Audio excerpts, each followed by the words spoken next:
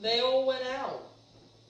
When I moved to this neighborhood 31 years ago, there were dozens of little music stores. Dozens. All the way from 3rd Avenue to the river. Every couple of blocks, somewhere in that stretch, was a little music store, and there was an old guy, and they gave lessons to kids, and they sold inexpensive instruments to just kids, who were starting out, and they repaired your guitars and whatever else.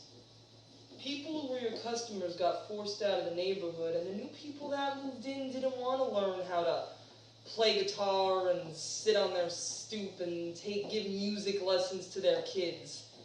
They sent their kids to private schools or fancy music schools, and they didn't want to learn guitar anymore from the little old, Spanish guy with the shop around the corner. So the whole tone of the neighborhood changed. There's still a lot of community left in this neighborhood, but it was a lot more community. Now, I understand that things have to go up, prices go up, but it just got out of control, and it's not controlled by individual people who have a stake in this community. Starbucks has no stake in this community. There's one on every block. I mean, what the hell does Starbucks care what happens to this community? I think it's a whole conglomeration of things that have destroyed this neighborhood. A lot of it was greed, and I know, I'm the first one to say I'm a capitalist, and yet I'll limit. I'm sure I can charge more money for what I do, yet I've made a conscious decision that I'm going to see the kind of people who need me the most. People who could spend $100 for a guitar setup don't need me. People who only got $30 or $40 to spend, these are the people who need me. So I've chosen my little niche, in the fabric of things. Because what happens to those people when there's only shops that do $100 setups? Where do those people, where do they go? What do they do? I know it sounds conceited, but when I'm gone, this is going to change. I mean, there's nobody else like me. I've trained people over the years, and what happens is they get enticed by the money, and I don't know, maybe it's greed or whatever, but they have a right to do what they want. But the people who are my protégés are now charging the same fat money as the big stores are. And they're getting it, they're doing okay, but who's going to take care of the little person, the poor person? Musicians are all starving and poor. That's the rule, not the exception. Well, I've trained a couple of great apprentices over the years, mostly the women, because the men tend to want to show off what they can do rather than letting me teach them my method. But the average apprentice stays here for, Sasha, how long would you say the average apprentice stays here for? Yeah, 3 to 6 months. What's that? They leave because I'm cranky. You might not believe it, but I could be really cranky. Yeah, I've done work for some famous musicians. Never actually met them, though, because they always send their roadies or their crew. But I don't really get starstruck anyway. But I've done work for Kurt Cobain, John Bon Jovi, Bruce Springsteen. Oh yeah, I didn't particularly care for Kurt Cobain. He used to smash up his instrument. It would come to me all in little pieces and boxes, and to me that's like child abuse. I know it sounds weird, but I always say it was that operating this business was like a message from God. Well, the way it started was I'm married now. I was married previously, and my first wife had a child with my first wife, or we raised a child. He really wasn't my biological child. That's a whole other long story. I don't know if I want to get into that either. But when he was a kid, In fact, I have this picture playing guitar. When he was a kid, he wanted to learn the guitar, and so I indulged him, and I got him a guitar and a teacher, and it wasn't long before he broke his guitar, of course, like kids are gonna do. So I took it in and got to get it fixed. And I think they charged me almost as much to fix it as the guitar cost. And I said, you know what, this is stupid. I always was mechanically inclined, so I just said, next time it breaks, I'm going to fix it myself. And that's how it started. I just figured it out. I mean, my father was an auto glazier and a locksmith, and as a kid I would go into his shop and learn his trade. And during the war, all scrap metal was very valuable. So all old cars and old parts were melted down for scrap to make tanks and things like that for the war.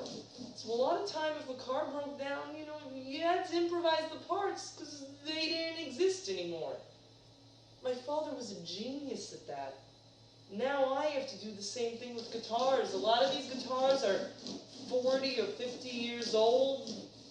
I just gotta improvise the parts. So I started figuring out guitar repair when I was in Long Island, in Valley Stream. It's the first town over. I refuse. My wife wanted to move to Long Island.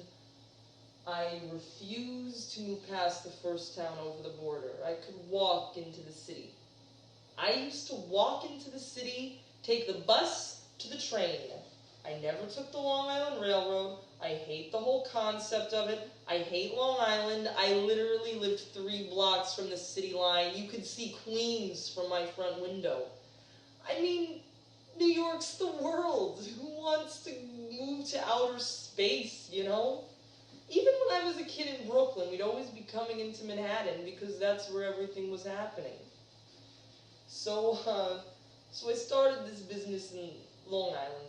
In fact, I think I have a picture of my shop. It was like a separate room on the side, but wasn't. And here's a picture of me in my shop, surrounded by guitars and amps. And it was also a studio, and we used to rehearse and record in there, and I did repairs in there.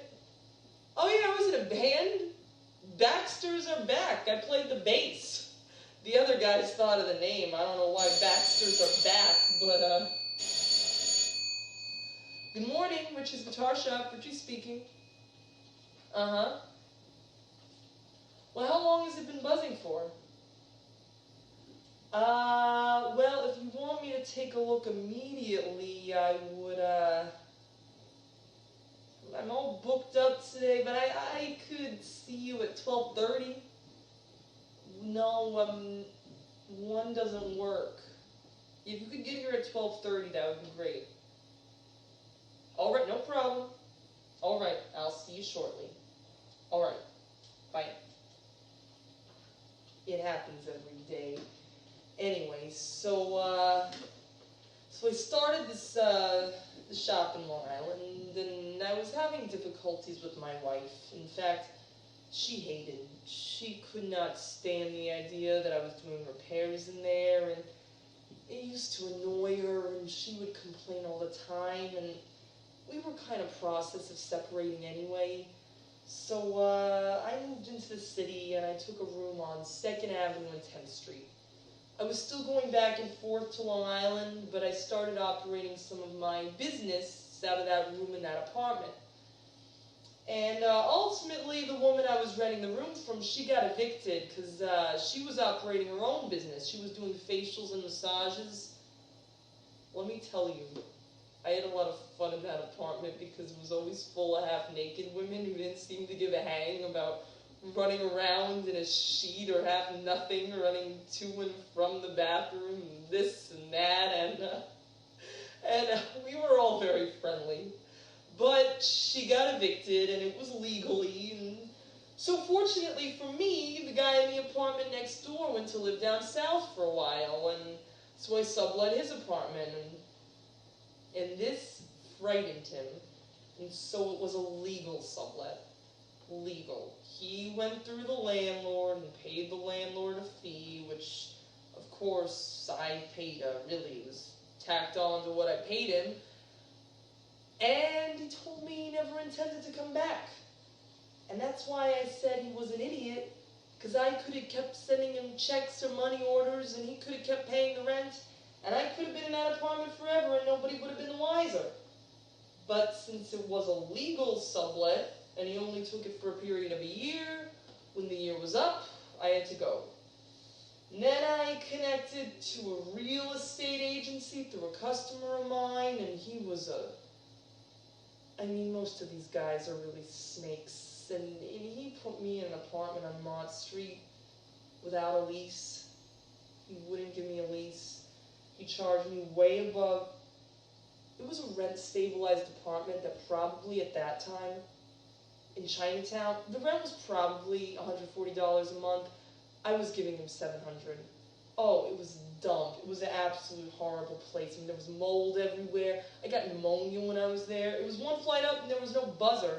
I had to wire up my own buzzer system and throw people the key out the window when they came in. The landlord wanted his intention. The building was full of Chinese tenants. The landlord wanted to get everyone out so we could renovate it and charge, he could have charged at this point, or he was charging $2,000 because it was Soho. It wasn't Chinatown anymore, it was Soho. So he moves two goons into the building to try to drive everyone out. They used to stuff up the sinks, they'd start fires. The fire department was in the building every day. They'd cut my bell up, they'd cut my wires. I had to threaten them.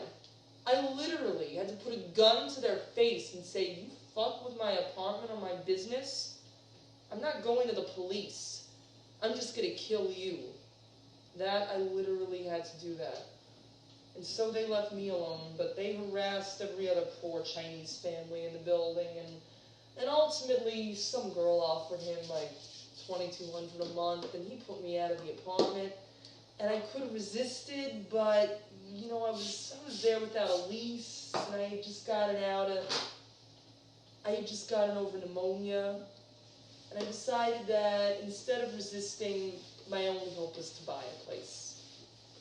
So at this point, I was dating my current wife at the time, and she owned a house in Brooklyn, in Flatbush, and she said, well, why don't you just come live with me? And I said, I know that no one will ever come see me.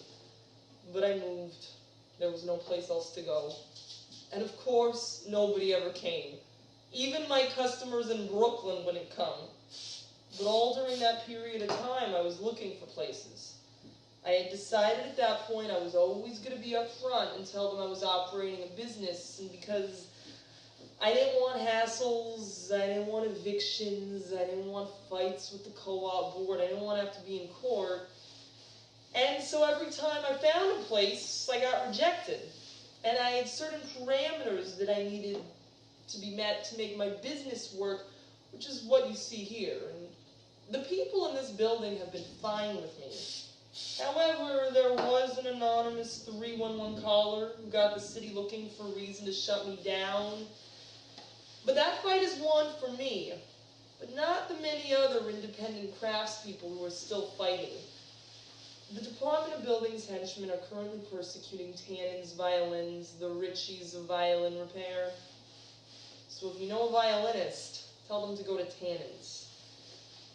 Anyway, so I needed a place where nobody lived underneath me, nobody lives on either side of me. I had easy access from the streets, so I wouldn't be disturbing my neighbors, and I could have a steady business.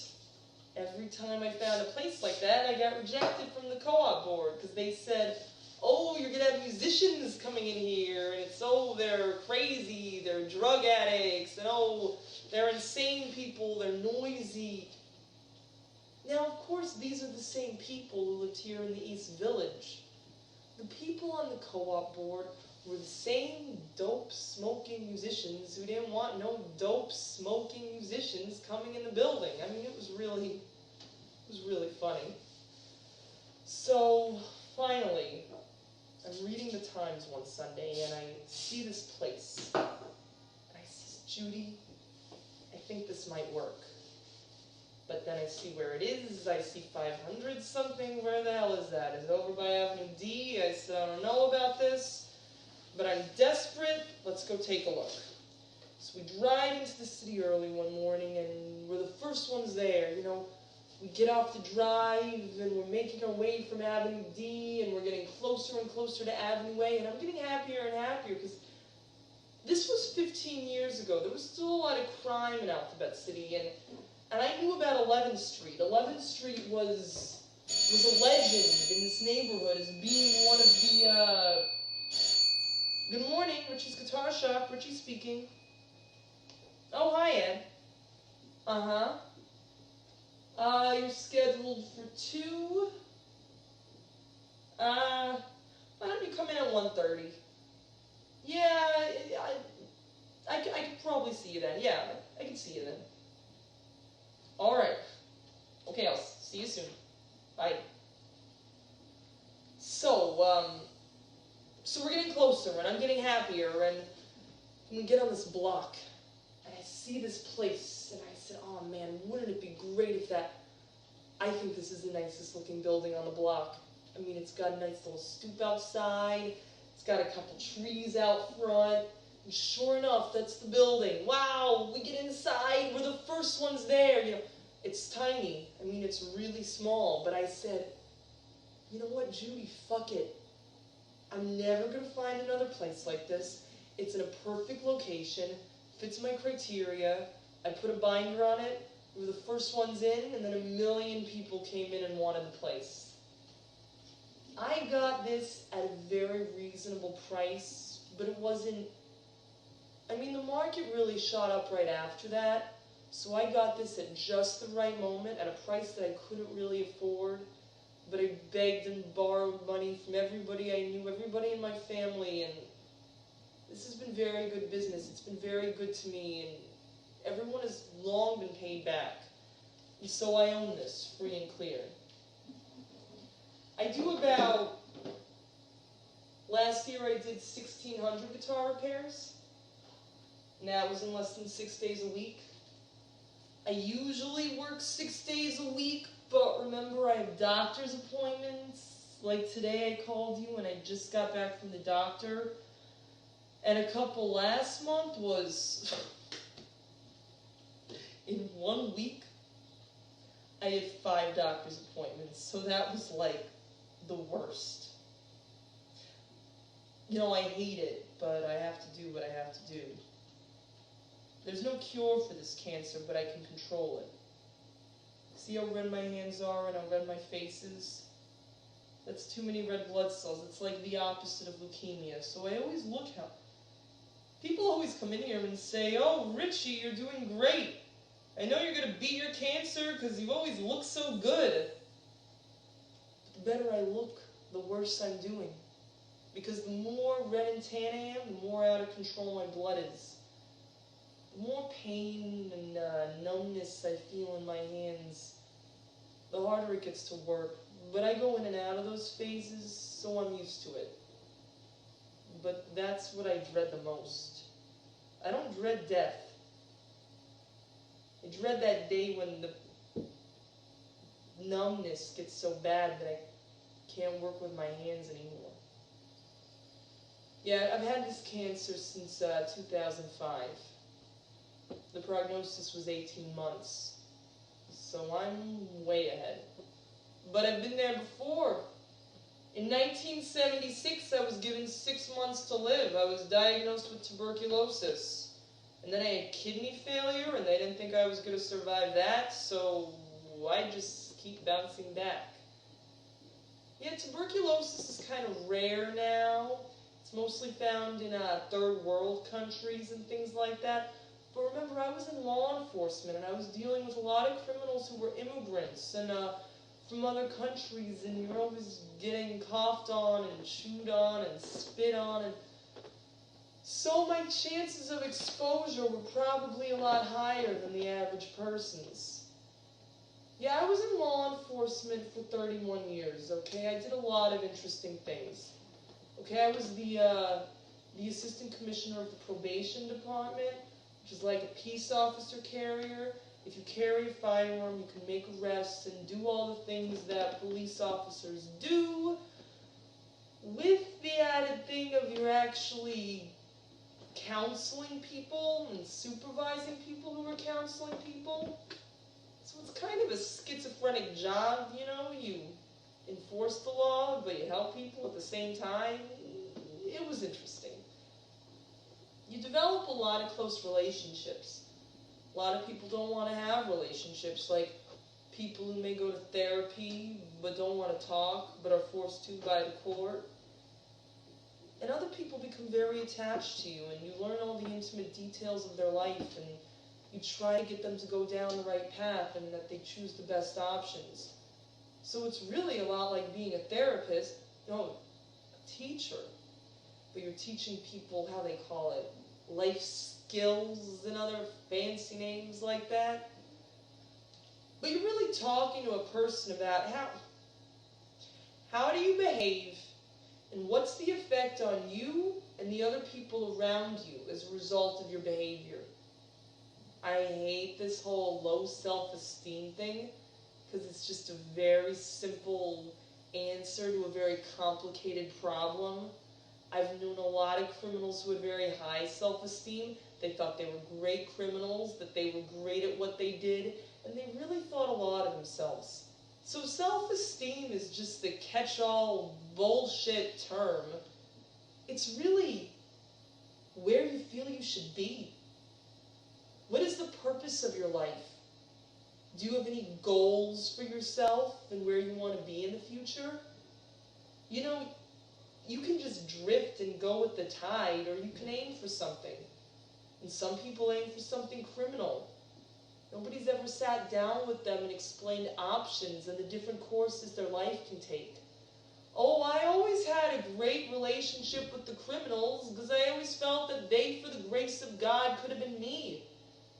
The frustrating part of the job was dealing with the bureaucrats and a system that wasn't truly set up to help people, but just to justify its own existence. There were a lot of points in my life when I could have easily... And I did criminal things, who doesn't do criminal things when they're growing up? I stole a car, or I did shit that teenagers do, you get drunk, but you're not old enough to drink, but you get drunk and you get into fights and brawls, and you do very stupid shit. I had a lot of things in my life that helped prop me up. I had a great family that was very supportive of me, and good friends who were by and large not really criminally oriented. But if I didn't have such a good family and friends, I could have easily fallen that way, and I could have been where my clients were.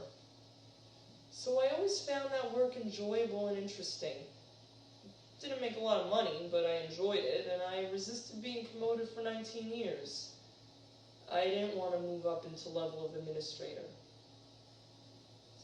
I stopped working in law enforcement in '95. I just kept moving in the direction of guitars. It just seemed like the natural course. And one day I said, why aren't you listening to the message?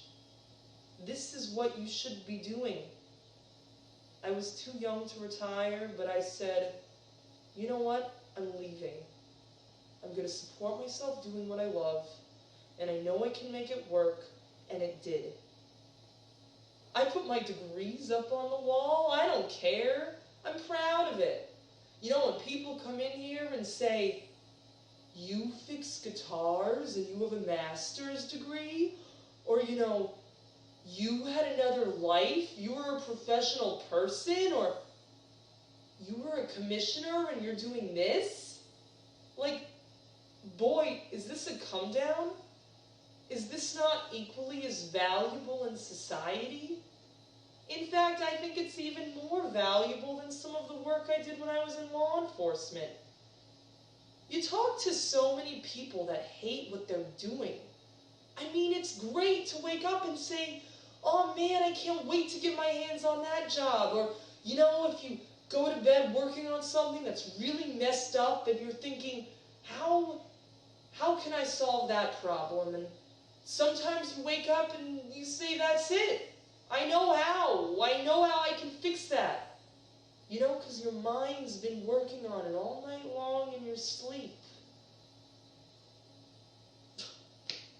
Anyway, see the anxious father with the buzz in his guitar all wanting to get here immediately?